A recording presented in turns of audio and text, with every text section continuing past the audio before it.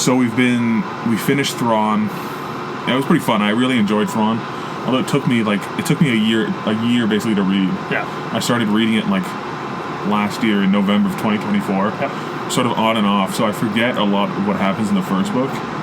That was like something that I totally don't remember in the first book, was like what happens, because I finished The Last Command like a month ago, right? Yep. And then I've been speed rolling through like Dark Empire trilogy, X-Wing series, Jedi Academy trilogy, iJedi, and the Callista trilogy. But they were right when they said Thrawn was pretty good. It was pretty good, and yeah, I think because it took me a while to read too. I was with the same time frame as you. It took me probably just over a year, but that's just because life comes in the way, and like. Yeah, when you're reading something, if you like, I work full time, all this stuff, so you can't like commit to it every day, even though I should. Yeah. So it took me a little bit over a year to read as well. But that's how I take books. I take them as like a journey. So it's like every day, if it's join me for whatever journey, as corny as that sounds. But yeah, like I was reading it and really enjoying reading it. Mm-hmm. So I'm like, it wasn't a thing of it's not good, so I don't want to read it. It was good. And I just needed to find time to read it. Yeah. And you're reading your Kobo too, which like you got me to buy a Kobo. Yeah. Which I really enjoyed, because it was like, I find reading, as I bought all the Bantam paperbacks from the 90s, and they were like, they're nice to have as a collection, but I find like reading physical now is like kind of a hassle. Once you've read on a Kobo, it's like you see your progress and you're like, wow, this is so much fun to do. You see progress, and it's good for me. I travel the train every day pretty much, so I've taken physical books with me before, and they've gotten torn up. And if you're a fan of aesthetic physical books, that's great. Mm-hmm. I don't really have too much of like a control-free kind of OCD over having books neat and clean. No, I don't either. But it's still something of like, if you look at one of the copies of Infinite Jest I have, it's destroyed. Like there are pages that are torn out just because I took it with me through Europe and stuff like that. So having like a Kobo is so much nicer just for the ease of use, because I don't have to carry a huge book around with me. I'm not saying a lot of those other books, the Thrawn trilogy, the individuals aren't heavy. They're heavy, but it's just so much easier to pull out. It lasts a good bit to charge. So I find it convenient is really one of the better parts of it. But on the other hand, I do really like a physical book, where if I really like the book, or if I know I'm going to really like it, whatever it is, I'm going to look forward to buy. Like there's one, Vladimir Nabokov's his memoir called Speak Memory. I know I'm going to enjoy that. I was looking for the physical book, but it's like $40 for me, Canadian dollars. That's like a quarter of your Kobo price. It's a good bit to pay in, and I can acquire it for, let's just say, a lot less online, and read it through a Kobo for a lot less. So in terms of convenience, I find a Kobo really helpful for that, but it doesn't take away from a physical book in any sense. No, that's the thing too. Like, you're talking about the benefits of a Kobo. Like, I've recently got about 30 Star Wars books on my Kobo, and you figure each Star Wars book minimum's $10. Yep. And that's already $300. Yeah. So the Kobo's paid for itself, and I've saved $100 on books. Yep. And I think there's 350 books in total, 500 total books comic series. So, if each one of those series is $10, that's I don't know how much money. What is that like? Like 500 times 10? Was that like $15,000 or some shit? I'm sorry, I don't mean to swear. Yeah. Is it 1,500? Yeah, it would be. 15 times 10? Yeah. 150. 150 that? No, 100. This is the school system's really failing me. I don't mean to put you on the spot for math, but yeah, like if you get the whole Star Wars series, all the EU, all the new canon stuff too, like the High Republic, which I plan to read down the road, like you're saving hundreds of dollars, and you don't even know. Like we were at I was at Chapters, and I was looking at the High Republic books, and they were like, for the Light of the Jedi, it was like $35, $40. They increase the hardcover stuff, and I'm like, that's an ounce of silver. That's like 2 hours of a wage. Yeah. So if you work 2 hours, you got to figure that just bought you a book. Yep. But you can get it online for cheaper or for free, depending on how you are. It's like, I know people who live and die by physical media and physical books specifically, just while we're on the topic. And like, I get it. And then the reason you're paying a lot is you're paying for like the printing costs of it, the shipping costs of it, the physical distribution. That all adds up. And it depends on, like, I know for the digital distribution of it, for a lot of those places, that it cannot be so good. If like the reason you're paying so much of a lower amount than a physical book, there are certain reasons for that, and if you're okay with those, then like sometimes it's one of those reasons, or sometimes it's convenience. I understand both sides, and I hate kind of fence sitting on it. But obviously, I have a physical collection of books. I have a Kobo, like an e-reader collection of books. Yeah. So it's hard. I think the true knowledgeable reader should probably look into both. I think it helps out. Yeah, especially like I like the vintage Bantam stuff. Yeah. And like West End game manuals from the '80s, but like some of those like the Rebel source books are like $70, and they're that's hard to find. And that's and those are like rare '80s stuff, and those are hard to find. Like we'll get them in Jana, but like they're hard to find and they're hard to do. Yeah. And they're hard, and people sell them on eBay, and they're like, and then some eBay shipping costs, it's $35. It's huge. Like eBay and Etsy shipping are almost more than the price of the object itself sometimes, especially when it's like from America, from Europe, or from Russia.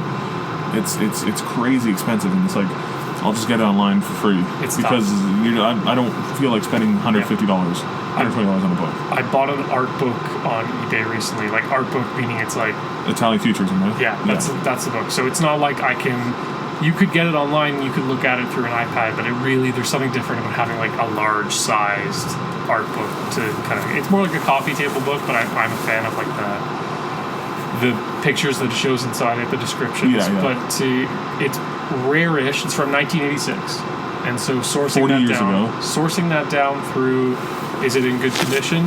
Where is the shipping coming from? You got to value in those. So there's one I could have bought that was in the States that was not as expensive shipping-wise. Okay, great. It's for the one that was better quality, like it was $30 more for shipping. So take $30, add another $30 for shipping, and that's how much it would cost. So it's a trade-off when you're coming in for rare books like that, and that's hard to kind of say, I'm going to read it on a Kobo, because it's hard to do. Kobo's a 6-inch screen. Yep. And I have the color Kobo too, and I finished Dark Empire on the color Kobo. Yeah. Dark Empire, I really did like Dark Empire. It was a bit silly at times, but I liked it. But like all of the books I collected that were like, I sort of stopped now, but like I have a bunch of like 1980s, early 90s like clubbing books that I've sent you that you've seen. And some of those are like seasonal prints, right? So one of them is like by Dave Swindells. It's like Ibiza '89, about clubbing in Ibiza, which is a phenomenal book. And my brother got it for me, and I think it's like $100. I think now it's like $300. Crazy. But those like coffee table books, those art books go for that. Yeah. Because they'll print like 1,500. Yep. From a small printing press, and 10 years later they're like $500. Like. Yeah. There was a book that came out in 2015, Malls Across America. I forget who, but it was basically just a guy who went to a bunch of malls in America in the 1980s, took photos, released it. It was $100 at release, and now it's like $600. Yeah. They just don't print them anymore, right? So those like hardcover photograph art books, like they're almost a good investment in a way. Like in like 40 years, that book might be worth, $600, $700. Yeah. That's why a lot of like big money goes into art investment, just because it's I wouldn't say it's a hedge, but it's a very lucrative investment. Because you got that book in the limelight, right? Yeah. You gave it to me. I gave it. Yeah, like that's another book that's like, I think it stays the same now, but the guy who did it, like, it's only gonna run for a limited time, right? Yep. Like those type of books don't keep reprinting. Yeah. They'll finish a print. They're very much similar to a piece of art where it's not one of one, but it's a limited run. That's a good book too. I really like that book. That's a fun book. But like going back to Thrawn, like you can read on the Kobo. Get back to Star Wars. Yeah, we're talking about 80s and 90s clubbing now, which is another topic I could talk about for a very long time. Yeah. But yeah, I like Thrawn. I felt like the ending, like we were talking about, was kind of rushed. Thrawn assaults Coruscant, and he has those asteroids in the air. That I felt was really good. That was like really fun. Yeah. And then Garm Bel Iblis, the commander, sort of takes control. They're in the Situation Room. It's like Leia, it's Borsk. It's very tense. It's very tense. Yeah. They solve it, and they're trying to find the cloaked asteroids in the atmosphere, and then like the assault on like Belbringi happens. And they're like, and then at the same time they land on is it Wayland? Yep, Mount Tantus. Mount Tantus on Wayland, yeah. and like they're parked really far away, and they're going through the forest, and they have the two alien species that are like there. I forget their names, and then obviously the Nogri are sort of shadowing them to protect them, and then they step in, and then they basically just assault Mount Tantus. But like the assault was kind of like underwhelming. It felt like at the end it was like kind of just pushing everything to like the last 50 pages, and they had to get it in, and then it was like Rook kills Thrawn, and you're like, oh, in really quick succession. I think that was a point for it to be written that way, and then he kills him very quickly. Like it was meant to be like that. But I mean, just expanding on kind of my thoughts on it, I really enjoyed the trilogy, but I do, as a personal thing, I just didn't like the ending in terms of pacing and the decision. Like obviously spoilers are it's what, like a 35-year-old book. 35-year-old book. And we're late to the party too. We're very late to the party. I wasn't spoiled by it, funny enough. Really? You weren't? Growing up, I was on Wikipedia constantly. Yeah. And so I had read about Luke Skywalker, the clone. And so George Sabayoff. Like I read about all that, but it never clicked in my head. So as I was reading Thrawn, it kind of never. I don't know, maybe if it was a knock more on myself that I didn't pick up, because I think the things were laid out properly, because he's looking into cloning facilities. Joruus is a clone himself. He's well aware of that. But it's just a personal decision. I just didn't like... He wanted to clone Mara Jade. Yeah. Talked about that. The cloning... Wait till you read Dark Empire. Yeah. That's another... When you read Dark Empire... You'll be like, we got to stop the cloning stuff. Yeah. Dark Empire though is visually stunning. I like it, but the plot after it is a little. It's a graphic novel. It's a graphic novel, and it's like 400 pages. Yep. And they could have shortened it to like 250. I felt. There were times when it was like, but like going back on Thrawn, like I'm not gonna lie, I was surprised by the Luke clone. It took. I was like, oh wow, I didn't expect that, because like I know Luke. I know Luke, and Luke. From browsing Wikipedia 20 years ago. Same. But at the same time, I didn't I thought that was just like in a different story. Like I didn't expect. I thought it was gonna be like a Luke versus like Joruus Sabayoff. Yeah. Luke was gonna win, and then that was gonna be it. Like I didn't expect because Mara Jade took him down. Yeah. Because honestly, my thoughts going into it, because I was the same, where all of a sudden I don't know how many on my e-reader.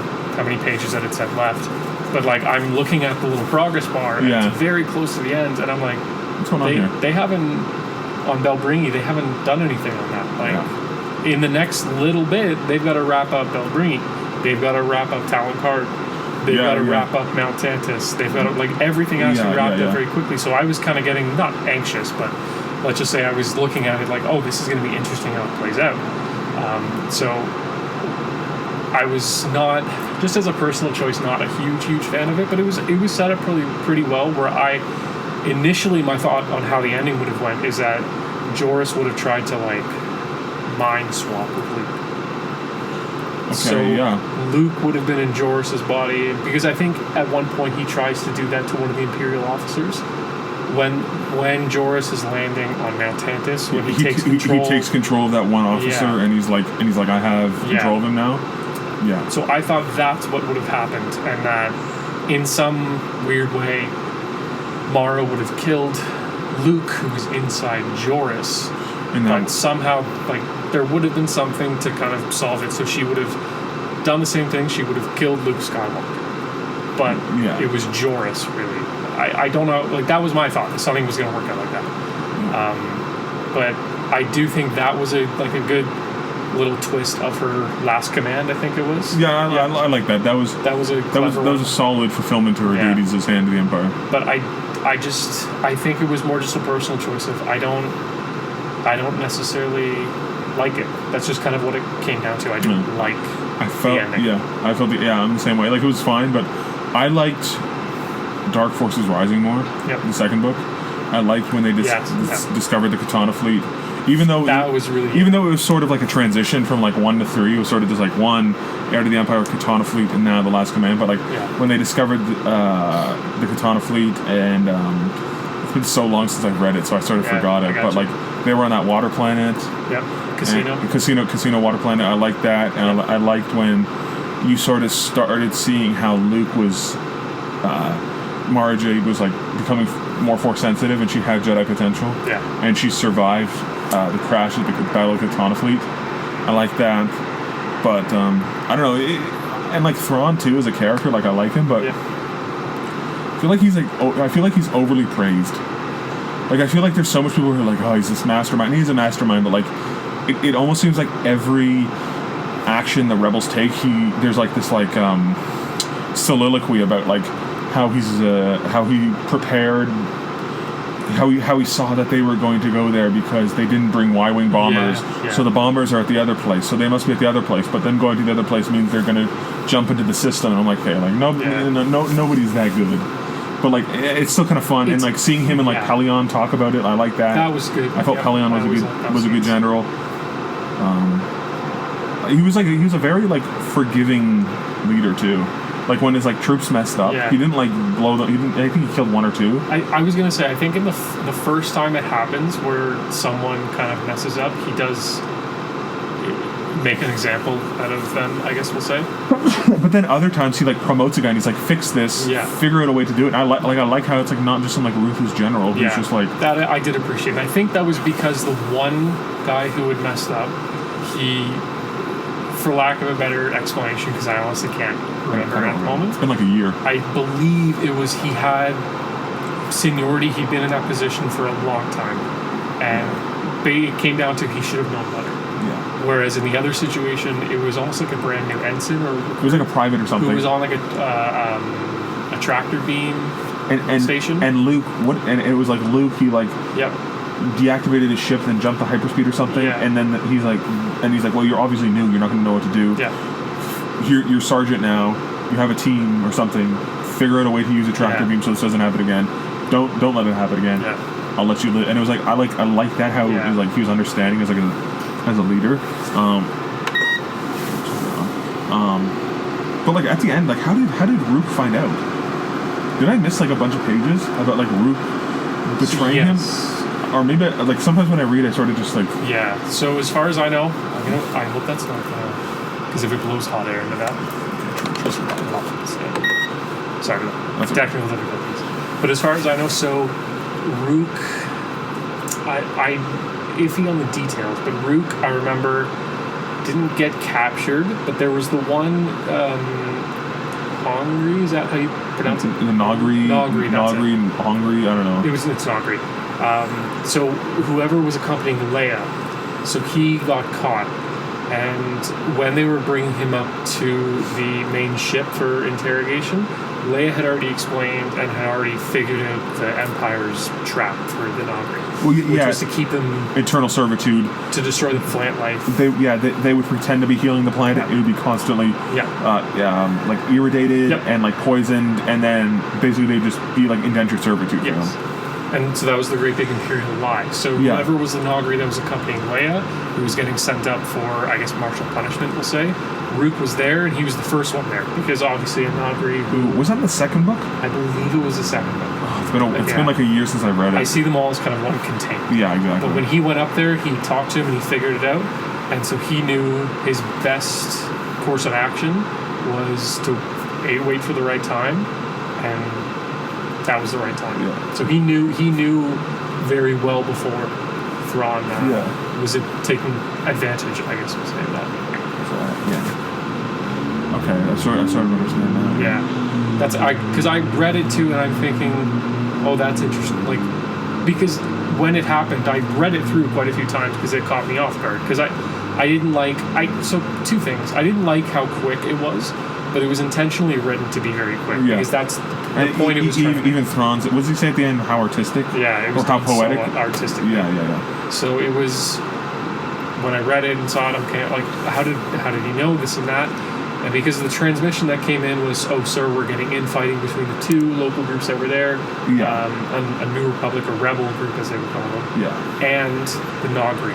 So the minute that the transmission came in that Pellaeon would relay Nogri, Rook punched Pellaeon in the throat. Yeah. And then he just cut the throat. Because at that point, when they hear Nogri, they know, like, Thrawn would be too smart to not understand the Nogri term. Yeah. Yeah, no, it was a solid ending. The next book you got to read though is Dark Empire. What a comic book, man. That book was really fun. The illustrations in Dark Empire are like you've seen the stuff I sent you. Yeah. Like Luke just looks crazy in it. Yeah. But like I don't want to spoil it for you, but like it's fun. But there are moments where you're like, wow, this is a little too much.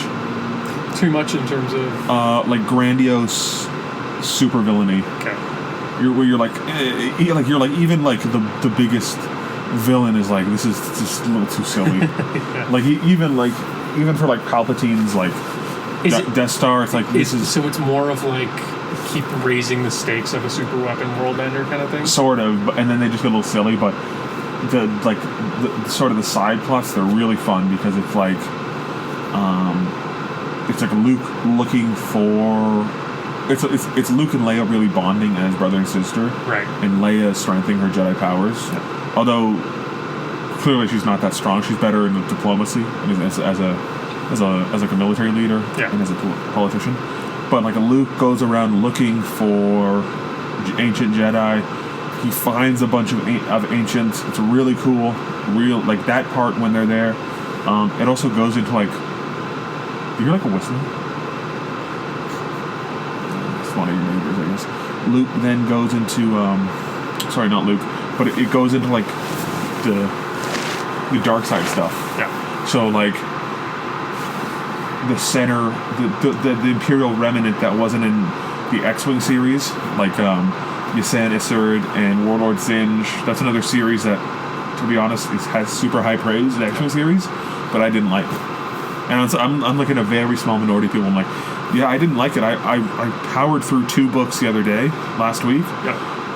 Because you sort of got to read them before. What was it? What about it didn't you like? I don't know. Just the way like Michael Stackpole writes characters. He's like he's a good writer. Like he's actually a pretty good writer. His like world building is good, but his characters are just like, I don't know. It's kind of like I just didn't like it.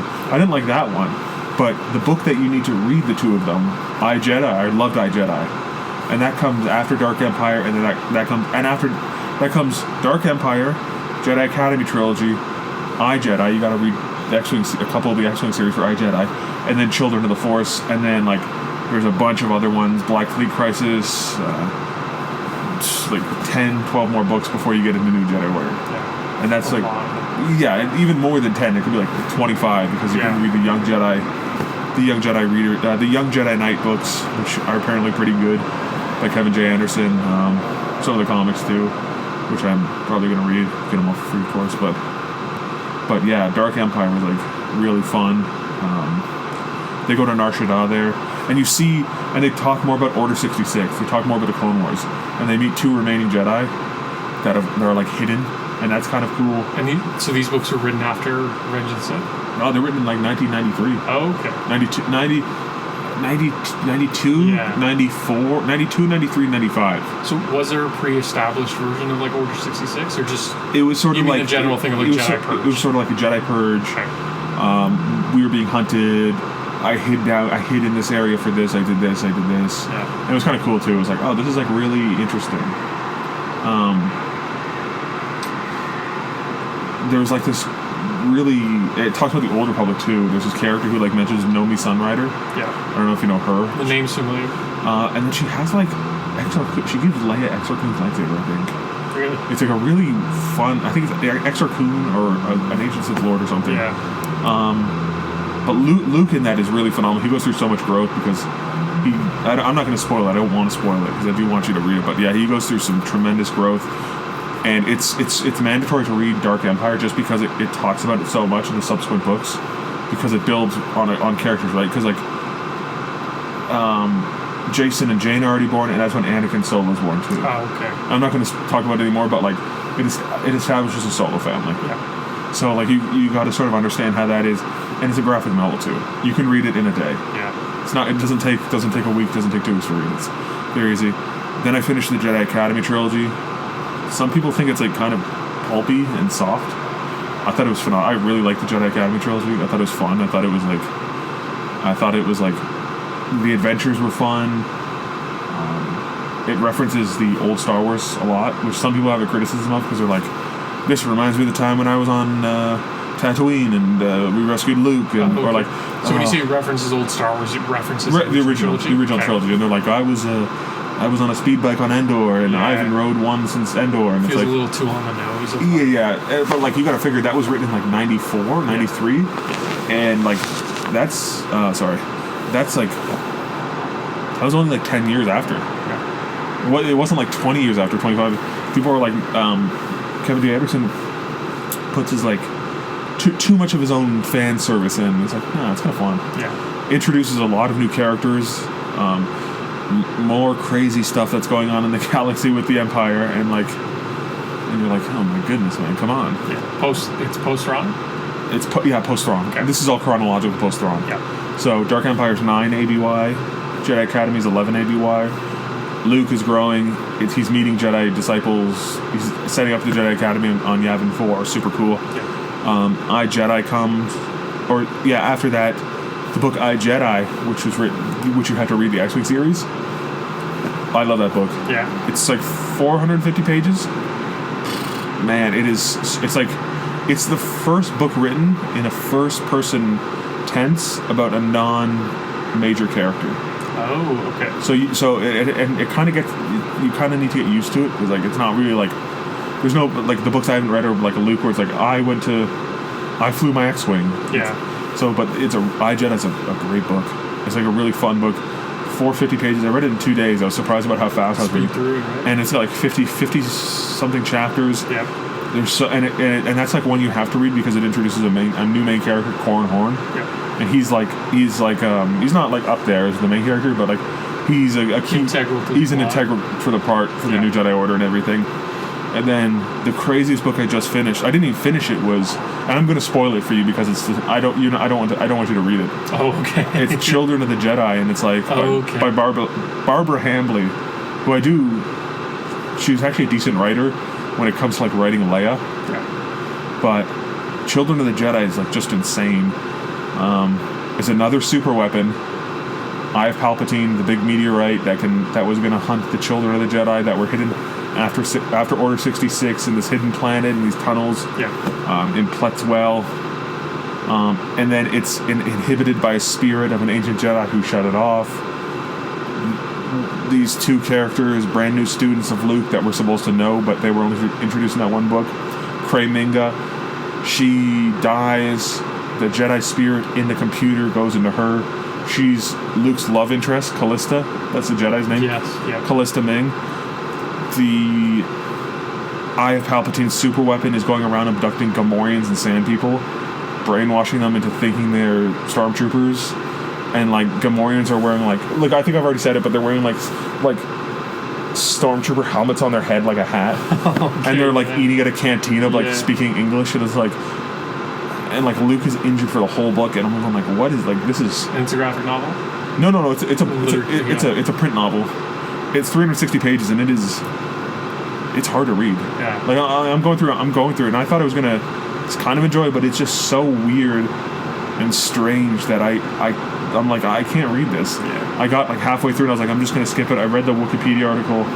Fine. I'm on the sequel now, Darksaber. But that's written by Kevin J. Anderson, who did the Jedi Knight trilogy, right? Yep. That's a lot better. That's a fun book. That's like a fun, classic Star Wars book. And apparently the next book after that, Planet of Twilight, by Barbara Hambly, is even worse than the first one. Oh, God. And I'm not even going to bother reading it. I just can't, I don't want to speak bad about these authors, but like some of the authors are like, they're not that good. And I'm not a good author too. I'm a horrible author. Yeah. But like, if you compare it to like Matt Stover or James Luceno or like Michael Stackpole, Timothy Zahn, Drew Karpshin, like you read those books and you're like, this is amazing. And then you read some of those and you're like, whoa, these are a bit. Maybe I'll skip this one. Yeah. Because it's like a 400-page book's a big investment.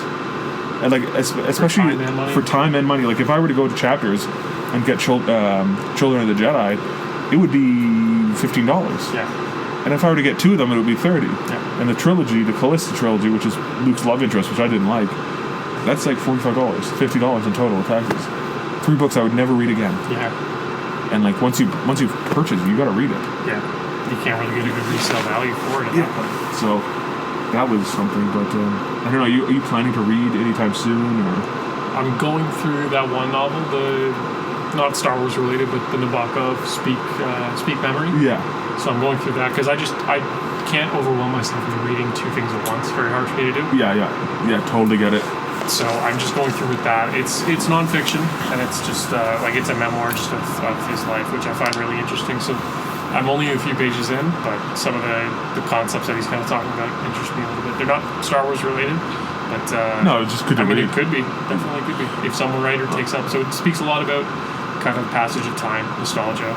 At least in the first, like I haven't read a lot of the book, but it just talks about how kind of that weird feeling when you look at old family videos and photos. I don't like doing that. I feel weird. It's weird, but what's even weirder, because he points out, it's imagine if you look at old family videos, reels, whatever it is, and you see back before you were born.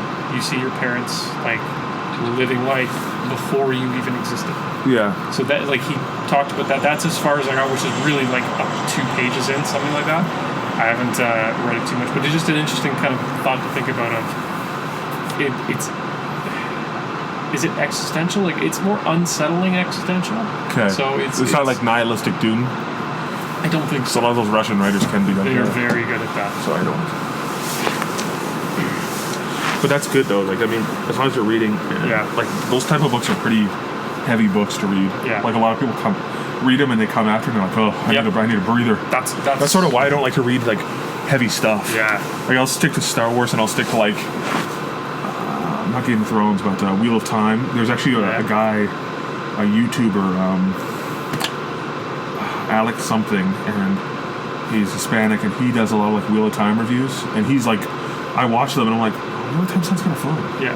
Like, it's kind of fun. It's a little light. It's like medieval fantasy stuff. We'll have it in Jannah. But like, it'll be like, it's kind of an easy read, Yeah. You read like heavy stuff like that, and you're kind of like, oh, this kind of sucks. I do that a lot. Even with film, I'll watch. If I watch something that's, if it's either too heavy or if it affects me personally a little bit too much, I can't really watch a movie or read another book for. It can range from weeks to months. Like you gotta like rewind. Yeah, really. Like you gotta watch Frasier. You gotta watch Frasier. A little Star Wars behind the scenes. Yeah. Like, I know that's sort of like. Oh my goodness, excuse me. Very well.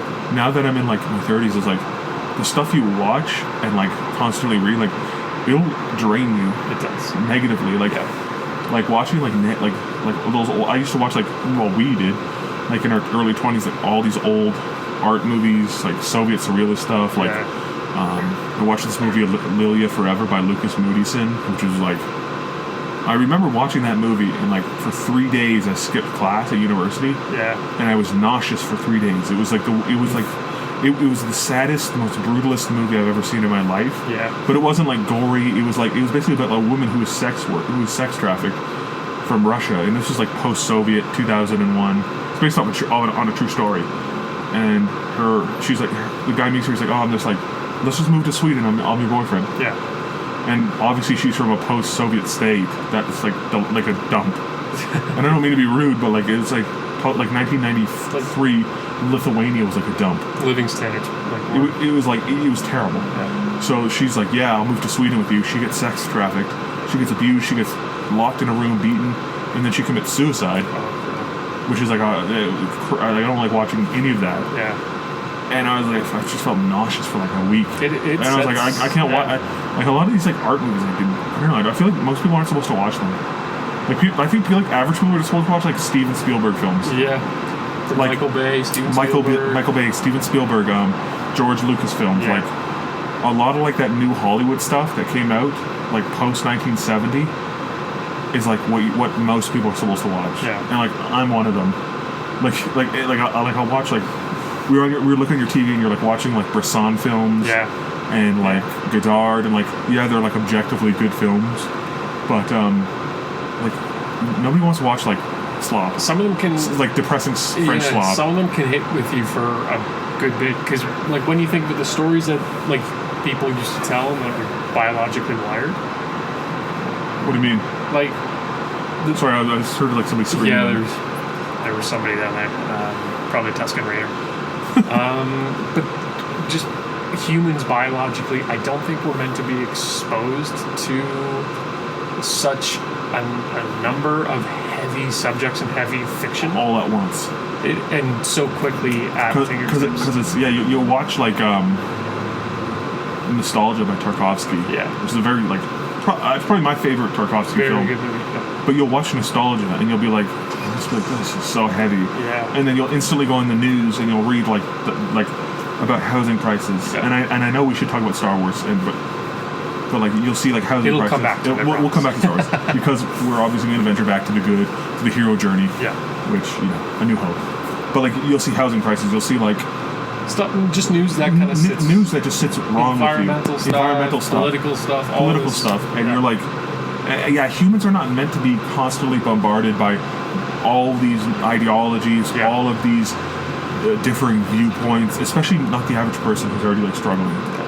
Like if you turn on the news and you see like stuff about Palestine, stuff about housing, stuff about food, stuff about environmental leakage, stuff about like just living costs, you're gonna drive yourself insane. Yeah, I think when I was dating, marriage too. Is like, that's even that's a hard thing to constantly be bombarded by. When I was in my early 20s, I snuck one of these. Can I? Yeah, go ahead, my friend. When I was in my early 20s, sponsor us. That was the movie. When I was in my early 20s, I almost had a contradictory viewpoint to that, where I thought everybody should be kept up to date with everything in the world. No, that's a terrible. It's in my early 20s, where I think I was active enough mentally. I mean, I'm not going to say I'm slowed down mentally, but you live a more exciting life, I think, when you're in your early 20s to a point. And so I felt that like you have to be world aware. You have to focus on the news constantly, social media constantly, and like to a degree, if that's your. I can't say for anyone that they shouldn't do something. It's very hard for me to say that. I feel like I'm very much an amicable fence sitter, we'll say. But especially when you get into certain points of life where things can get too much and they can overwhelm you too easily, and it's not good for your health. In the same way, drinking too many of those isn't good for your health. Just like I did last night. I mean, there was only 2. No, I drank like 3 and a Sprite, and I drank 2 Gatorades on the way home, and a Kit Kat bar. I did the math. I had 450 grams of sugar. That's a lot of sugar. And caffeine too. But think of that. So 450 grams of sugar with all those things. Think of how many news stories you read that, especially about like collapse or about any of those really negative subjects, that I feel like at least now I shouldn't know a horrible, tragic story that happens in Birmingham, UK. Yeah, or Venezuela. Even though like it's a tragedy, it's still a tragedy, and there's no. It's not like I'm saying that doesn't matter, but it's a different mindset when you're kind of sitting here going, you should really be focused on the community that goes around, and maybe it's not healthy for a human to hear about horrible, awful things constantly around the world, because there's going to be there's no stopping. Like you can't do it. 50 miners died in Uzbekistan. Let's say that happened. Yeah. You can't do anything about it. You can't do anything about it, but because the world is so big and there's so many moving parts in it, stories like that are going to be constantly coming up, and they're horrible every time. But it's for someone, even take for instance, someone in Vancouver, Canada, shouldn't be hearing about a horrible tragedy that happened just down the street at the coffee store. I don't think it's good for them. It's not mentally good for your health. Yeah, no. You had a little too much Rapagino there? Yeah. Yeah, no, that I gotta stop drinking Coca-Cola. That's my big one of my advices. Yeah, it's I drank 2 today, but I got it. But yeah, no, but like, going like coming back to Star Wars and like movies like that, like talking about like all those existential films that were like post World War II stuff, like the French New Wave, the Italian New Wave, like it's kind of nice that like America hit it big with like Steven Spielberg. Yeah. Because Steven Spielberg's films are like phenomenally fun films. Yeah. Like his films are like, although they're inspired by all the stuff like Yoshishiro Ozu, like Bresson, Godard, Kira Bergman, like yeah. even George Lucas was like inspired by like Jordan Belson and Stan Brakhage. Yeah. and like Maya Deren, like very experimental people. Bicycle Thieves was huge. Yeah. on it. Yeah, but like it's like they made it fun. It's like Yeah. have you ever seen Close Encounters with the Third Kind? I haven't. It's actually funny because Godard has a cameo in it at the end. Oh, does he really? Yeah, he's like a French doctor, but like I'm sorry, but I try not to. I don't think. But like, sorry, internet. But man, it's like the remastered version of Close Encounters. Close Encounters with the Third Kind. I was gonna say French Encounters. Close That'd Encounters. be horrible. Close Encounters with the Third Kind is so visually stunning. Yeah. But it's from 77, 78, 79. It just looks so good. And it's like Steven Spielberg, man, like a lot of people will like be like, yeah, he's a good director. But I think he's like one of the best of all time. Yeah. Because like his movies are just like, if you look at like, it's like John Hughes as a movie writer. Like John Hughes movies are so dense and so good. Yeah. But like he wrote like almost every single like 80s teenage hit movie. Really? Yeah. And in the early 90s too. Like, have you seen Goonies? It's another one. I have a very limited movie experience. Like you started with the really experimental stuff, Yeah. and you haven't seen like the stuff that There's was a lot of sort essential movies. Like I've probably seen more really weird movies, not weird, but more avant-garde, esoteric movies that yeah. influenced George Lucas that I have seen of his like. You've seen more like contemporaries. Kenneth Anger than Steven Spielberg films. Yeah, exactly. Like Goonies, I think Steven Spielberg wrote Goonies, or he produced it or something. Yeah. That movie's just like, and it's such like a classic movie, but it's like you watch it and it's 40 years old this year, and you watch how cinema has just degraded from 1985 to now. Like Goonies visually just looks like it's Pacific Northwest. It's the 80s. It looks cool. Yep. It looks like Stranger Things. Stranger Things I actually do kind of. It's kind of I do enjoy that, but like, oh my goodness, the story they tell. It's just like a fun, wholesome story for like an hour and 45 minutes. Yeah. It's got like goofy side characters everybody remembers. Like, you don't have that anymore with films. And like I feel like all those blockbuster films that like Spielberg did, and it's like Indiana Jones, Jurassic Park, Goonies, Close Encounters. Like, there's probably a bunch more other ones that I'm forgetting. But like, man, those movies just like were just classic movies. And like, if we were talking like a couple months ago or something about release dates. Like if you were to go to like 1994 or 1995, I was just going to bring and you were to look at a catalog of all the films released that year, the average person 30 years later would be like, what happened? the year. Try the summer blockbuster year of 1994, and like Our year. We were born that year. Yeah, literally, you were born in like that like July or June, right? July, right? Yeah. I can't remember specifically like the movies that came out off the top of my head, but I guarantee you read that list and you're gonna be like, what? How did people in 1994, summer of 1994, how did they not go broke going to the movie theater every day, every week to go see whatever movie was coming out on a Friday? It was nuts. It was just hit after hit, and they were all original. Like I think The Mask came out that year. Yeah. Dumb and Dumber came out maybe that year. I think it was Jim Carrey. 1994 was Jim Carrey's year. Because it was like Dumb and Dumber, The Mask, and Ace Ventura. Ace Ventura. And that's insane. Yeah. And then like to top it off, there's all those other movies that came out too, like which I don't even know. I think Wild Wild West was one of them. With Will Smith. Yes. I thought that was 98. It could be 98. Because I remember. Maybe I'm thinking of Independence Day. You know? Independence Day was 96. I think I'm just wrong. I'm trying to find my phone. But it's, I'm not even. I can't find my phone. But yeah, like, I'd say leave it. And it's more like you look at now where theaters are hemorrhaging money. They're not bringing in money. They're closing down. Yeah. But I think partially to do with subscription services.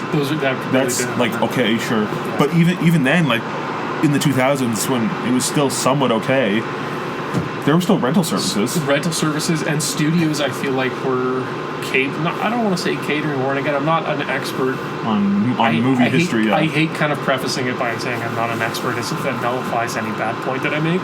But it is a thing of where whenever I feel like I look at upcoming movies, very, very few of them really kind of draw me in the way that something maybe in like the mid-2000s would have drawn me in that same way. Well, if we were our age in the 80s and 90s, like imagine being our age, it would be a great thing, in like 1995 or 96. I don't know what movies came out, but like you could have talked about the '90s and been like, oh, I saw Jurassic Park, I saw Schindler's List, I saw Men in Black. Yeah. Like Men in Black is such like a nothing movie. Not to like say it's not good or well written, but it's just like a fun movie. Yep. And that was like, but look, comparing that to stuff today, that stuff looks like a masterpiece. Yeah. Like the acting of Will Smith and Tommy Lee Jones and Rip Torn and Vincent D'Onofrio, like who should have won awards for that portrayal as Edgar. It was like a fun action movie, sci-fi, a summer blockbuster hit. Yeah. But you'll be like, oh my goodness. Like you go back to watch Men in Black, you're like, wow. Or Independence Day, Will Smith. Yeah. I've seen that movie I think like probably 100 times. It's a really good movie. Independence Day is like that. such a fun movie. Yeah. Like it's got I don't know who, Jeff Goldblum. Yeah. All these other like A-list actors. Like it's got such a fun plot too. Yeah. Like it's got like that '90s computer feel to it. It does. Where it's like we're gonna upload a virus and we're gonna blow it up and Hacking, then he's like, you're smart at computers, kid, and then he's like, I'm an ace pilot. We're gonna blow it up, and it's like it's so much fun to just to watch when it's on, like because it's like 2.5 hours with commercials, 3 hours with commercials. That's like a whole Saturday night. Yeah. You watch a 10 out of 10 movie. It's engaging the whole time. Like I'm gonna be watching that at like 65. Is it? Yeah. Or no, it's snowing, I feel like. Yeah, I think it's snowing. We're getting treated. But it's just in that same vein, like, I'm sure I'm looking at it with maybe a bit of nostalgia glasses. True. Where I'm going, I don't see any of the bad movies that came out. But, I mean, I'll be honest, I've looked in 2 movies back then that flopped at the box office that aren't considered good. And they're still, like, maybe this is an attack on my taste in movies, but I still enjoy a fair bit of them, and I can't think of... Sorry, you enjoy a fair bit of what? Like movies that, weren't good, considered sure. good, and aren't considered good now, but I still, like, watch them, and I'm like, these are, like, maybe it's nostalgia kind of tinting my vision of it, but they're not bad. They're fun, yeah. Watching them. Yeah, when I see stuff now, I don't know, I try not to be someone who kind of focuses too much on nostalgia in the past, that present is bad, past is good, but but that's like true though. Like when you look at all the movies that are coming out, they're rehashes, sequels that maybe didn't need to be sequels from 30 years ago. Like Romeo and Michelle's High School Reunion is making like a 30-year sequel. Yeah. You can't make a 30-year sequel. Like you unless you're David Lynch making Twin Peaks. Yeah. But like I don't know. It's like there has to be like a fact where it's like there was an objective time for cinema, and it's past. Yep. Like, and that's true. There was an objective time where video games were at their peak, and that's past. Yeah.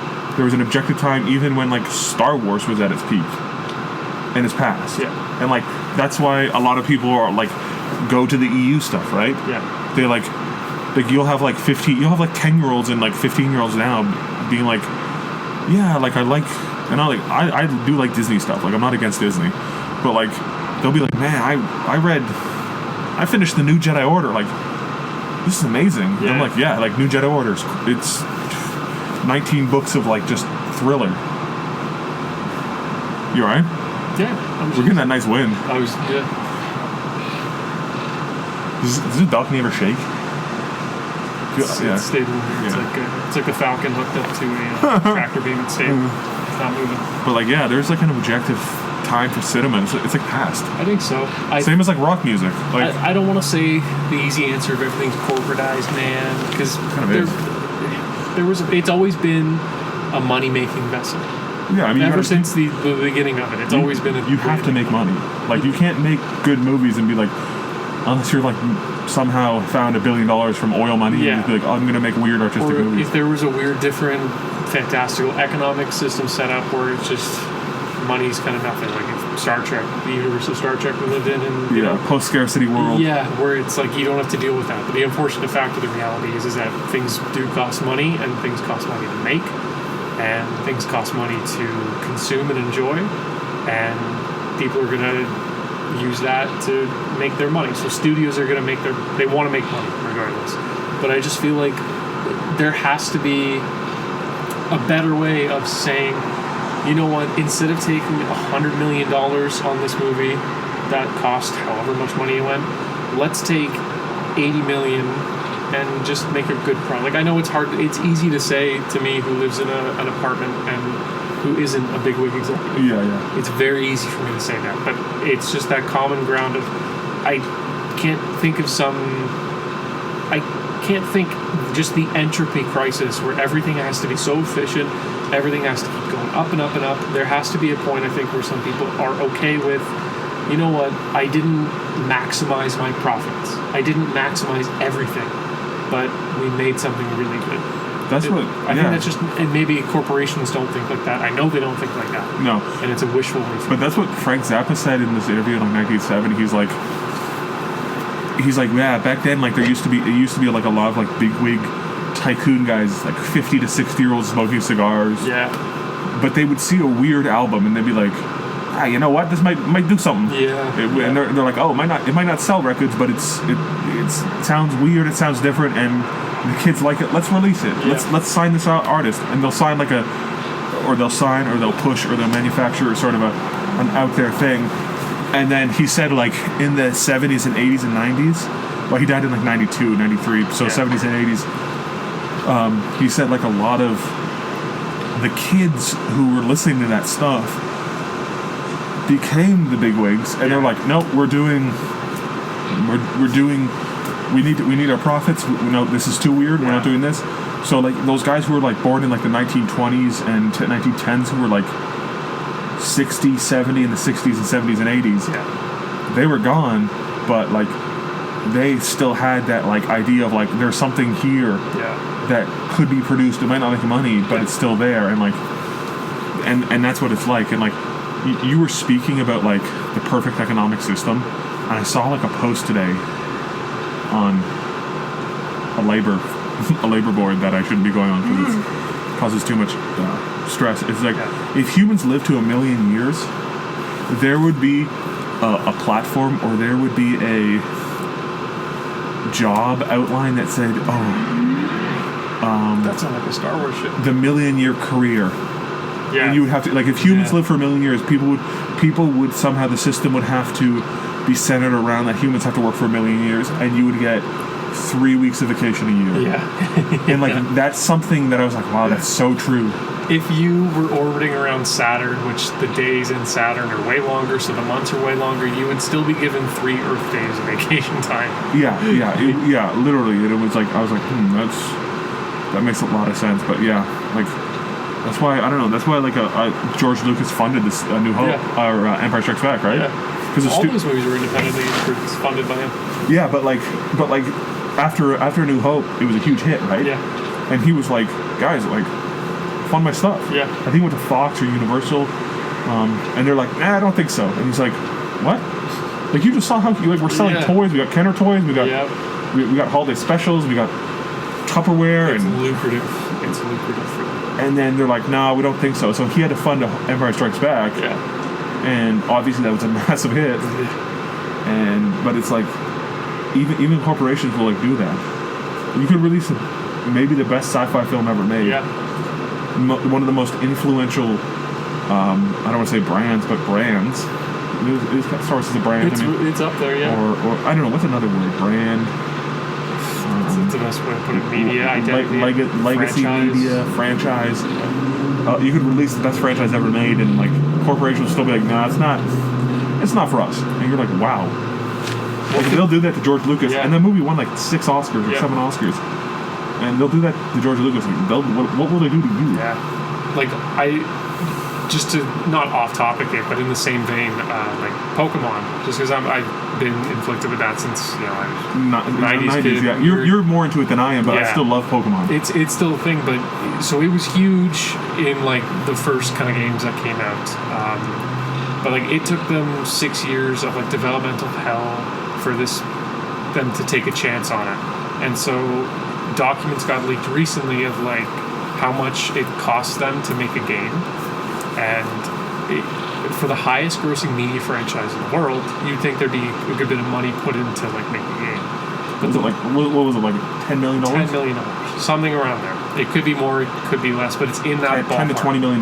Where like for like Grand Theft Auto or any of those bigger like AAA games that like aren't even close to making the revenue that Pokemon does. It's like an indie developer thing. It's an 8-bit game. It's insane, but you'd think like you should be putting more money into this, but they want to cut corners. They want to maximize profits because the profit in Pokemon isn't a video game. It's merchandise. It's toys. It's clothing. It's action figures. Yeah. It's like vacation trading stuff. Card game. It's billions. The trading card game. Dollars of revenue. So it's like if they don't see it as a vehicle to kind of make more money, they don't see a reason to put money into it because they want efficiency. They want entropy to work where it's just everything has to be efficient. Lines have to go up to it, and it's like I know it's futile to kind of say, and I'm sure people are aware of it. But as a consumer and as like a regular person like you and me, you and I, it's just like it's frustrating to look at. Where I don't know how you take these things that can be so good and just have this idea that they're not worth it. It's even in the same vein. I think in like music, at least I heard this in like the 90s, was that an A&R person, which is like almost treat them as like a scout who goes out for labels to kind of find new music. Yeah.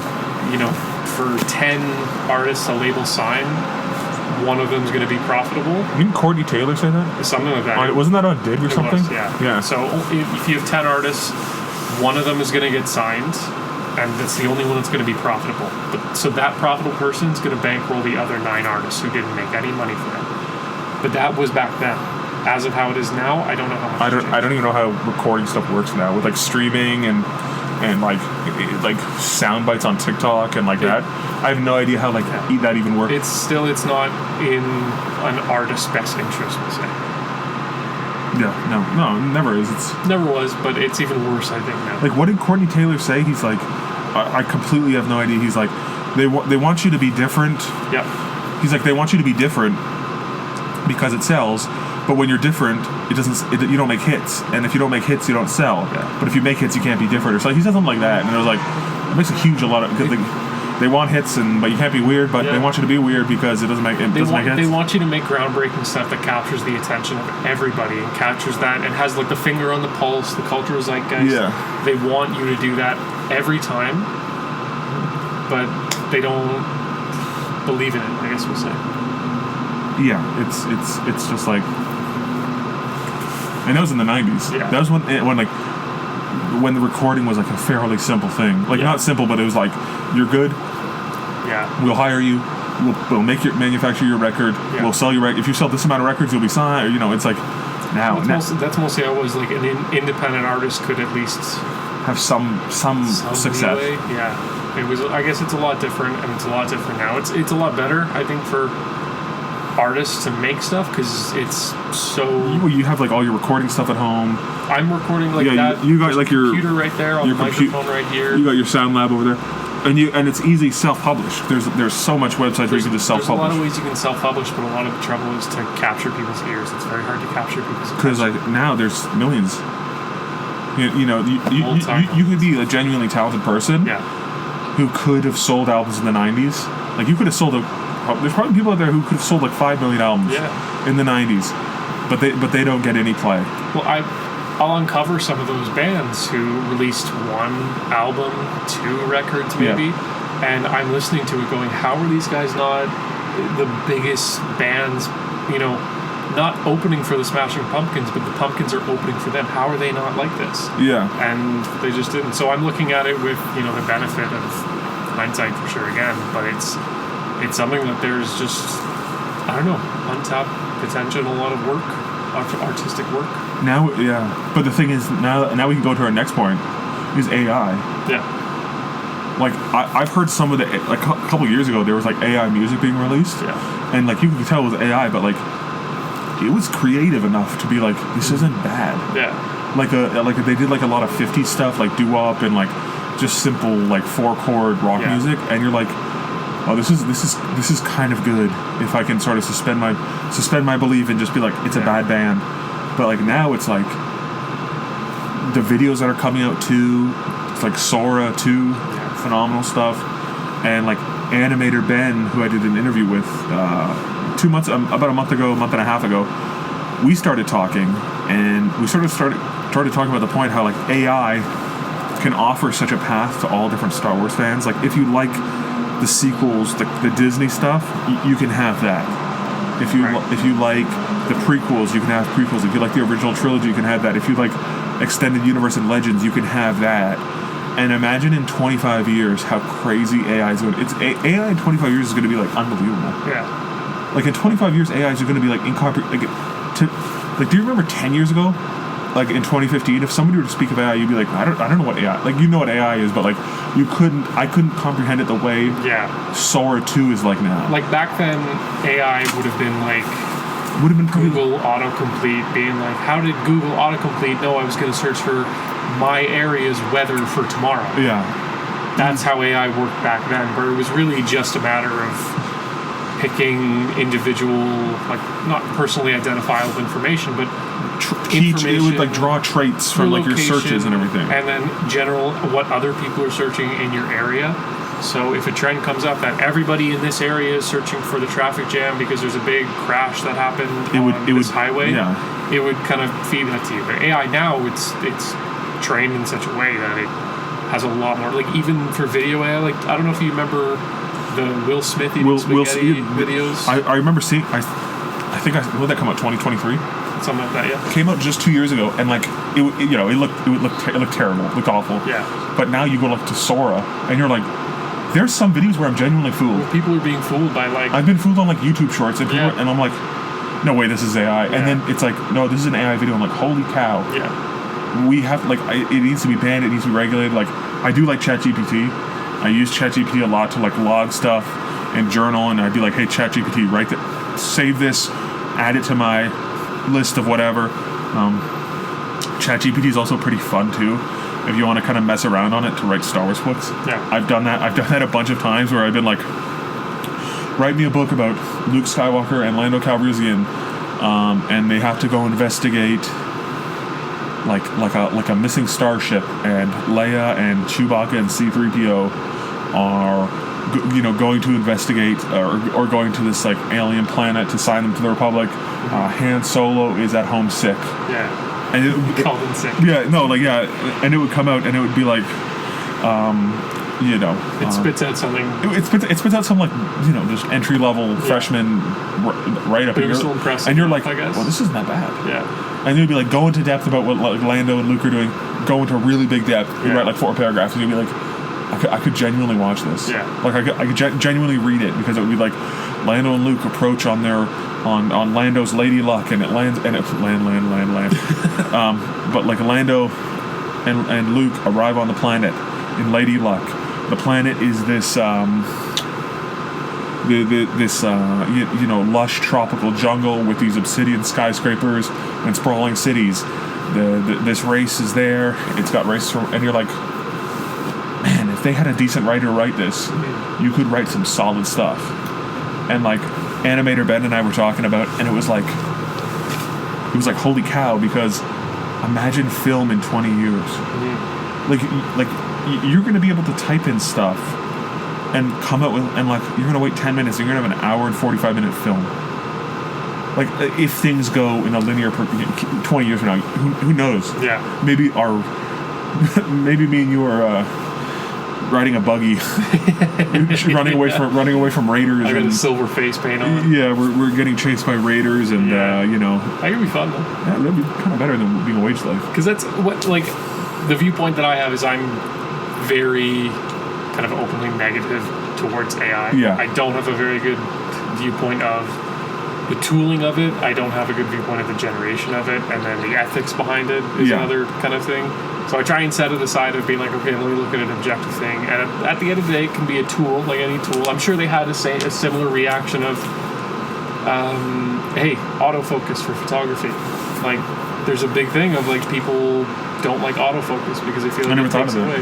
But there's a big difference between autofocus and then photography, where you'd be like, hey, wait, where you just randomly shoot and the photo would just be immaculate and it would have perfect everything, right? Yeah. So like autofocus, like you still have to have some skill and understanding of photography, but with AI, with AI both chat boxes and AI video, you can have you can be a very amateur person and you can have a book created for you rather than just like an aperture fix on a camera or something. Because I work in kind of the tech field, and there are some aspects where I do use it as a tool. I've used it before as a tool today, curiosity, just to see like how good it is. ChatGPT. So I've used or Odyssey, DeepSeek. I've had to use Gemini at work, and like I try not to use them in any more sense of like, hey, I need to learn how to do this. Because I found Google search, it's gone through this... Google's... you can't even search anything. It's gone through this weird manipulation where nothing I end up searching, I have to be so specific with whatever I'm searching for it to come up with any results. And I almost have to add in like Reddit at the end of it. So that I do that all the time. It skips through all of these SEO-generated sites that are just... copy and pasting answers from Reddit, or having now AI write all these answers because they're just whatever keywords are coming in, it's going to bring you to them. So I find Google search so useless a lot of the time. So if I'm having an issue with whatever I'm working on at work, your camera's busted. You want to figure out something about your camera. Like a what's your camera, like a Nikon? Yeah, could be anything. Nikon camera ring problem and valve, it's squeaky. Yeah, and then it would just be like Nikon camera stores near you. Nikon ring. It's like the Nikon ring is a new holder that you put in. It's like what? Even for the tech field, so it's even worse in the tech field where if you have a certain problem with a certain program or a certain configuration on, for example, we'll say servers. Yeah. If you're setting up configuration on those, and if there's a certain problem in it, and you go and look it up. You know, you can find websites that are SEO trained to catch your keywords. What's SEO again? Search engine optimization. So those are that are specifically trained to catch these keywords, plug them in, and make sure that comes up at the top of your list. And when you go and click on these sites, it's if you're having problems here, and it's describing the exact problem you're having. Buy this tool. And you're like, what? That's the only answer, because all the other answers it gives you by trying to seem very like, hey, we're good, we're a good site to follow. It will run basic stuff like, hey, turn it on and off again. Okay, if that didn't work, I don't know, try logging out and logging back in. Reset your Wi-Fi. If that didn't work, 100% of the time this option works is to use this tool, and it includes a link to buy the tool. It's a recurring cost, and it's brutal. I don't even remember how exactly I got onto this topic of conversation, but it's just, I'm not... Well, it's AI generated searches. But I do the same thing where I'd be like, I have a problem with X, Reddit. And then like usually the first 2 or 3 Reddit searches that pop up are like decent. But like, I mean like the Will Smith eating spaghetti stuff, that was 2 years ago. Like animator is now, I mean, and I kind of feel bad for like artists who like I mean, I don't feel bad, but like guys who are my friends who I've met online who are like independent artists, Star Wars artists who want to illustrate, who want to like pursue their passion. Like it's gonna be straight up like draw like whatever search engine that's popular in 5 years. Draw me a Luke Skywalker picture, and it's just gonna be like, but draw it in a way that is sort of amateur. It's got sort of harsh or thin lines. The line work is decent. It looks like in the style of X. And it's going to be like inseparable from real amateur stuff. It's going to get and people are going to like sell, and it's already like happening. I've seen, but you can sort of tell on photos now. Like I think Game of Thrones released a book. They didn't release a book. They released like a reprint of a book, and they used AI on the cover, and they used AI on the characters. Like, like every 15 pages, there's like an illustration from the scene that just happened, right? Like he's riding a horse in a battle, and people were like, "This is AI." Like you look at their fingers, and it would just like be like warped. There'd be like a crucifix on the wall, and they'd be like, "This isn't." You could just tell. Like artists can tell, and it's like that's the stuff where companies will straight up just replace art boards and like art teams and directors and like, and I don't want to like talk about UBI or like manufacturing. Like I don't want that to be, but it's like there's gonna be so much jobs and stuff that are just gone. Because like even though like I called Home Depot the other day, and we got put onto an AI chat room, and it was for a water heater. We're like, hey, do you guys do water tank deliveries? They're like, water tank deliveries near you. And we're like, no, do you? And they're like, would you like a water tank delivery? Yeah. Near what town are you in? And it was like 20 minutes. And we're like, holy shit! Like, can we talk to like a human being? Yeah. And like that's the stuff where like people go bonkers. Yeah. Like imagine being born as a 10-year-old today. Like we grew born up as a 10-year-old or being 10 being 10 right now. You're born in 2015. Yeah. But you know you're 10, 11, and you were straight up born in 2015, and you're becoming cognizant and consciously aware in a time where you're like, it's rough. Yeah. Like we grew up sort of in the tail end of what could have been good. We grew up in like the crumbling blocks. Like after 9/11 when we were like 6, 7. I don't even understand. I think that's like a 12-year-old. Like 12-year-olds would, like the 10-year-olds watching this. If there was any 10-year-olds, would just be like die of laughter. But like after 9/11. And then after the 2008 financial crisis, it was basically like over. Yeah. But even before that, in the late 80s, early 90s, it started to go downhill. But it didn't really pick up steam. But like being 10 years old today, being 10 years old in 5 years is going to be like, oh man. I think we got very lucky where I do remember a time where we didn't have internet for one.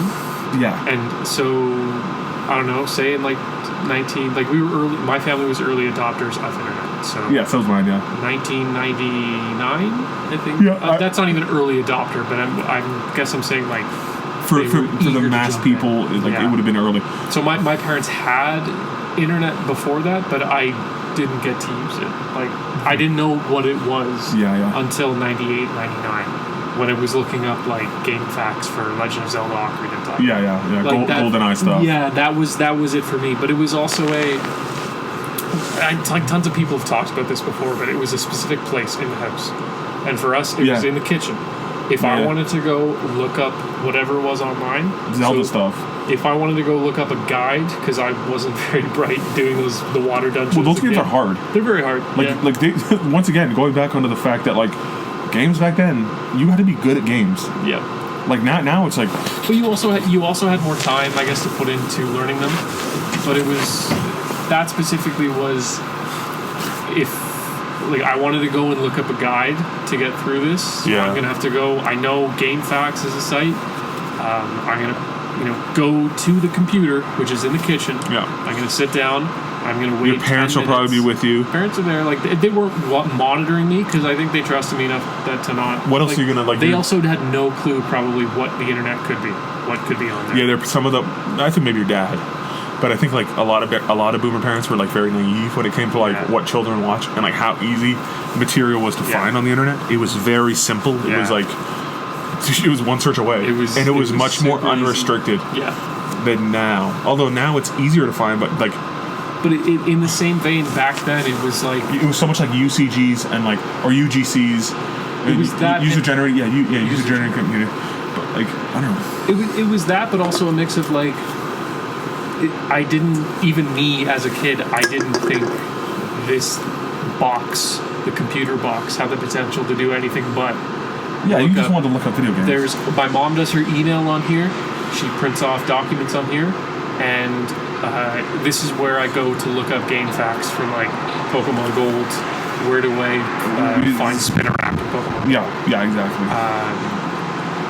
And so that was it for me. I would go up on there. If I wanted to keep this for later, I would print it out. You'd print it off, and you'd have a sheet, and you'd highlight it. I had a little binder full of like GameFAQs and other walkthroughs and related stuff like that. So this internet that I was exposed to wasn't the internet of kind of today. Of it. So when I clicked off, or when I closed the page, and I closed Netscape Navigator on that computer that we had, that was it. I was disconnected at that point. And so I would go on about my day. I didn't have it lingering over me. Where now, every single device, there's no internet place in my apartment. The whole place is the internet. Everywhere you go is the internet. You go for a walk, you're in the internet. Whereas back then, there was such a big distinction between the place of where you go to connect to it, and that's why the outside world. And that's why I ended up buying. So I bought like a desktop computer. That's not a laptop over there. Because you have to physically go to it. It's a good idea. To have like a certain area that is regulated as like Yeah. an internet area. That's another. Sorry, I didn't mean to interrupt, but like that's another thing too. Is like why we're supposed to be talking about Star Wars, but we're Somehow not. Star Wars is going to come back to this. We'll come back. We'll end it because we've been here for like an hour and 10 minutes. Oh, wow. Yeah, surprisingly. But like a lot of like psychiatrists and psychologists say like your bed should only be for like sleeping, Yep. sexual intercourse, and like getting dressed. Yeah. Like you shouldn't eat near your bed. Yep. You shouldn't be on your phone. You shouldn't be on your laptop. You shouldn't be studying on your bed. That's a place that has to be only few things, because otherwise your body will and your mind will associate, Yeah. and you'll become like desensitized to sleep. Yeah. But like, also, do you know Koyaanisqatsi, right? Yes. The film. I think. Over there. Yeah, it's on your shelf actually. Yeah. The director Godfrey Reggio, I think, it's Godfrey Reggio. He also did Samsara, I think, or Samsara in the 90s. He said the same thing about technology. He said like the technology is not with our lives. It's not like me going to the computer. He's like, technology is our lives. Yeah. Like you cannot have a life without a form of technology like the internet, like your cell phone, like Twitter, like dating apps. Like technology is your life. It's like a so washing machine. Yeah. Like a washing machine became an integral part of the human experience, rather than just like I don't even know when washing machines appeared, in the 20s, in the 30s, I don't know. Mm-hmm. But like it was like, to be a human you need a washing machine. Yeah. Now it's like, to be a human you have to have the internet. Yeah. There's a lot. Of Like even people like rural villages in Africa, in Yeah. Honduras, in like Afghanistan have the internet, and a person who's in Afghanistan, whether it's good or bad, it doesn't really matter. They can be in the exact same area on the internet as you. They can see the same stories. They see the stories and see, they can see you typing. Yeah. And like that's not how humans. I don't think we're supposed to live like that. I think we're supposed to live in like small villages. Communities. Everybody's supposed to know each other. Yeah. It's supposed like we're supposed to look out for one another. One and another. We're supposed to like take care of each other. So it'll pick up. But yeah, it's like. It's crazy, but that's the point. Because the point that you were saying about how the bed should only be sleep. So I recently moved into kind of this place where we're seated right now. Mm-hmm. So it's a 1-bedroom and then 1 den. And what's in my bedroom? A bed. A bed. That is it. Even having your computer desk beside your bed, it's like a hard thing to do. I did that because I did that in university. I'd be on my bed in university with my laptop. Yeah, and unfortunately I still do that a little bit where I take where you lie down on your phone and you're on your stomach. But one of the if I'm gonna do that, I'm trying to do it in my main living area. The bed is just for sleep. Yeah, There's exactly. no technological connection. There's a light in there for sure. Need to see when I get dressed. The TV's not in your bedroom too. Nope, TV's out here. That's good. So it's everything that if I'm ever going into my bedroom, it's either to get dressed or to go to bed. Yeah. Those are the only kind of 2 things I need to be in the bedroom. So sometimes I feel like, there should be more in my bedroom. I should, you gotta throw a few more photos on the wall, maybe a dresser or something. But you don't need technology. Yeah, in terms of I'm sitting there going, what? Or maybe like a nice heating pad. Could do that. That would be or a space heater. But that's less technology of when I put on a space heater, I can't stare at it and have my It's not going to consume my anger rectangle when I wake up in the morning. I think someone had used that online. I saw it, and it's like just a space heater. No, when people wake up the first thing in the morning, they go on their phone. They pick up their anger rectangle, put it, whatever this is, maybe 5 inches from their 5 inches from their face, and get mad. I was doing that last month, and that was like making my day. I was getting miserable because you don't realize it's not like you go on your phone and then you read bad articles and you're mad immediately. Yeah. It's like a constant buildup. Yeah. Like you'll go and you'll read a bunch of things and you'll go, whatever, and then like weeks, like months and months. Yeah. You're like, why am I so stressed? Yeah. When you're going on your phone every day. Every day. Oh, I know why now. Yeah. But because the novelty of a lot of how that's done is just you're constantly seeking for something new, gratification-wise, and your brain's the best way for your brain to kind of take in novelty is for anger, cortisol, and in the morning your cortisol spikes. Yeah, that's when it's the highest. Yeah, that's why people who have like anxiety, they feel the worst at the beginning of the day. Yeah, and then it kind of burns off at the end. Bring it back to Star Wars. Yeah, that must have been how Luke felt in the Bacta tank. He must have had his cortisol spikes, and he was talking to his anger rectangle, like the Bacta droid. But I don't know. Like, I want to go back to next year. I want to go to the Star Wars convention. Remember, we went to Mississauga this year. Yeah. That was so much fun. I should have got Neen Yub to sign my thing. Yeah. I don't know why, but I just should have got him to sign it. There were those guys from the 501st who showed up as like was it Vader or Who's Vader? Vader. No, it was 2 stormtroopers and like an Imperial officer. And I think Vader was there too. I remember he was a big dude. Yeah, there were like 4 of them, and I really wanted to get a picture with them. Then we're like, no, we'll go in and walk around, and then we'll come back out. But we should have definitely got a photo with them, and we should have got a photo with the guy who played Neen Yub and got it signed. Yeah. Because he was 23 when he played Neen Yub, which to me, he was like 22, and then like you think of these people, and he was he was like the prop guy. Yeah. He also did Max Rebo too. Ooh. So he did like Max Rebo, Neen Yub, and the guy who voiced Neen Yub was like the African guy from Kenya. So it would be cool to get both of them on the same thing. That'd be awesome. But it was like, because I have the Kenny Baker autograph. Yeah. Can people hear us? Probably. Yeah. I got the Kenny Baker autograph, and that's cool. But it's like, I don't know, just getting a few Star Wars autographs here and there would be nice. Billy D. Williams I want. Yeah, that'd be that's like $400, $500. Mark Mark Hamill. Hamill. That's getting a Mark Hamill on like getting a Mark Hamill autograph on like a Jabba's Palace outfit photo. Oh yeah. Like when he's like that, or like there's like behind the scenes stuff where he's like holding a gun to Jabba. Yeah. It's like a cool photo, and like getting that on like an 8x10 would just be like, dude, that would be crazy to get. But there's so much money, and like I understand why like Star Wars people don't want to sign autographs. Yeah. Because like scalpers, right? Yeah. Like, hey, they Mark, do it for. Hey, Mark, can you sign this? And he'll just think like, oh, you just want Mark Hamill. Yeah. But I'm like, no, you can write my name. Hey, like, Thomas. That's thanks. what I would do anytime I would get like I'm not big on autographs to begin with, but it would be a thing of like if I go to get an autograph by like Mark Hamill or by Lando Calrissian, like or anybody, put my name on it, put a little message to like, hey, like. Which Mark Hamill does too. He like writes stuff. That'd be cool. Like he's like, oh man, I used to have such nice hair back then, or stuff. He was like, I was so young, and like I would be like, that'd be better because I'd be like, he knows now you can't scalp it. Well, you could, but it would be like it's such a personal thing where it's hard to be like, hey, would you like this? Because like when I think of Mark Hamill, so for Batman specifically, because he voiced the Joker. Yeah, exactly. Batman, so when I think of the Joker, I think of Mark Hamill. Yeah. I don't think of who's that guy that did that? Heath Ledger. Yeah. I don't think Heath Ledger. I sometimes think of Jack Nicholson and Oscar Romero. Yeah. That's sort of like I'm like, oh yeah. The first one I was exposed to specifically was Mark Hamill. So and it was around the same time too.